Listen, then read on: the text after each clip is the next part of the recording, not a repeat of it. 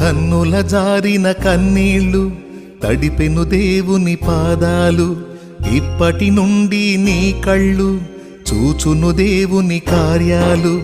కన్నుల జారిన కన్నీళ్ళు తడిపెను దేవుని పాదాలు. ఇప్పటి నుండి నీ కళ్ళు చూచును దేవుని కార్యాలు. ఉందిలే దీవెనా